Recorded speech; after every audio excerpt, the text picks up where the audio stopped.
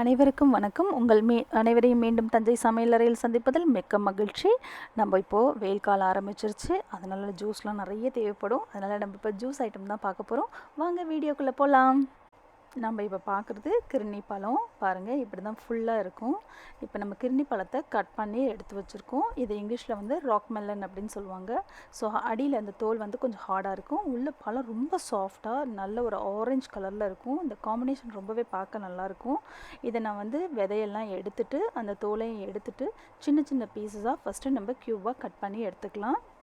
So நம்ம க்யூப்ஸாக cut பண்ணி எடுத்தது இங்கே இருக்குது. இப்போ இது எல்லாத்தையும் நம்ம மிக்ஸி ஜாருக்கு ட்ரான்ஸ்ஃபர் பண்ணிட்டோம். இது கூடவே நான் வந்து நன்னாரி சிரப் யூஸ் பண்ணி இதை நம்ம நல்லா கிரைண்ட் பண்ணி எடுத்துக்கலாம். ஸோ இப்போ நான் இதில் தண்ணி எதுவும் சேர்க்காமல் அப்படியே அரைச்சி எடுத்துகிட்டு வந்திருக்கேன். பாருங்கள், சூப்பராக ஜூஸ் ரெடி ஆகிடுச்சு. இதை நம்ம இப்படியே சாப்பிட்லாம், ரொம்ப நல்லாயிருக்கும். ஏன்னா நமக்கு தேவையான அளவுக்கு நம்ம நன்னாரி சிரப் சேர்த்துருக்கோம். அதனால் அந்த ஸ்வீட்னஸே போதும். உங்களுக்கு ஸ்வீட் இன்னும் ஜாஸ்தி வேணும்னா நீங்கள் கொஞ்சமாக ஹனி கூட சேர்த்துக்கலாம்.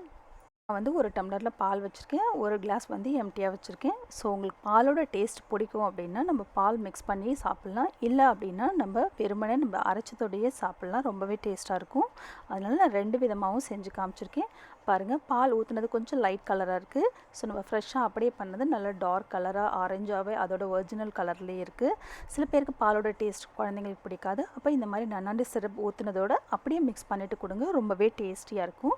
இது கூட நம்ம சர்வ் பண்ணும்போது கொஞ்சம் சில்லுன்னு இருக்கணுங்கிறதுக்காக நான் ஐஸ் க்யூப்ஸ் சேர்த்துருக்கேன். நீங்கள் இதை ஃப்ரிட்ஜில் வச்சு கொடுக்காதீங்க, அதோட அந்த ஹெல்த் பெனிஃபிட்ஸ் எல்லாம் போயிடும். அதனால் நீங்கள் ஐஸ் க்யூப்ஸ் போட்டுட்டு கொடுங்க வேணும்னா. இல்லைனா ஐஸ் க்யூப் போடாமையே கொடுக்கலாம். வீடியோ நம்ம மெயினாக இப்போ வந்து நம்ம போட்டதுக்கு காரணமே வெயில் காலம் ஆரம்பிக்குது அப்படிங்கிறதுக்கு தான். ஸோ நம்ம வெயில் காலத்துக்கு இது ரொம்பவே நல்லது. ஏன் அப்படின்னா எல்லா மெலன்ஸ்லேயுமே ஜென்ரலாக பார்த்திங்கன்னா வாட்டர் கண்டென்ட் வந்து ரொம்ப அதிகமாக இருக்கும். இப்போ நமக்கு வெயில் காலத்துக்கு அதுதான் ரொம்ப தேவை. அதனால் நமக்கு வந்து இந்த மாதிரி ஜூஸஸ் நம்ம எடுத்துக்கிறது ரொம்ப நல்லது. பழமாகவே சாப்பிட்றது ரொம்ப நல்லது. அதுலேயும் நம்ம குழந்தைங்க கொஞ்சம் அடம் பண்ணுவாங்க, அவங்களுக்கு நம்ம இந்த மாதிரி ஜூஸ் பண்ணி கொடுத்துட்டோம்னா சூப்பராக சாப்பிடுவாங்க. இதில் பார்த்திங்கன்னா பொட்டாசியம் அதிகமாக இருக்குது. அதே மாதிரி விட்டமின் பி அண்ட் சி ரொம்பவே இருக்குது. நமக்கு சி விட்டமின் இருந்தால் ஹெல்த்து நமக்கு எவ்வளோ இஷ்யூஸ் இருந்தாலும் சில போன் இஷ்யூஸ் அதெல்லாம் இருந்ததுன்னா இதுக்கு ரொம்பவே ஹெல்ப்ஃபுல்லாக இருக்கும்.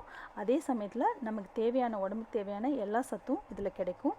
இதில் வந்து நல்ல கொலஸ்ட்ராலும் இருக்குது. அதனால் நீங்கள் வந்து இதை வந்து தவிர்க்காமல் வாரத்தில் ஒரு நாள் இந்த வெயில் காலம் போகிற வரைக்கும் எடுத்துக்கிட்டிங்கன்னா உங்களோட ஸ்கின்னையும் பாதுகாத்துக்கலாம், அதே சமயத்தில் உங்களோட உடம்பையும் நல்லா பாதுகாத்துக்கலாம். கண்டிப்பாக இந்த ஜூஸ் வீடியோ உங்கள் எல்லாருக்கும் ரொம்ப பிடிக்கும்னு நினைக்கிறேன். பிடிச்சிருந்துச்சுன்னா லைக் பண்ணுங்கள், ஷேர் பண்ணுங்கள், கமெண்ட் பண்ணுங்கள்.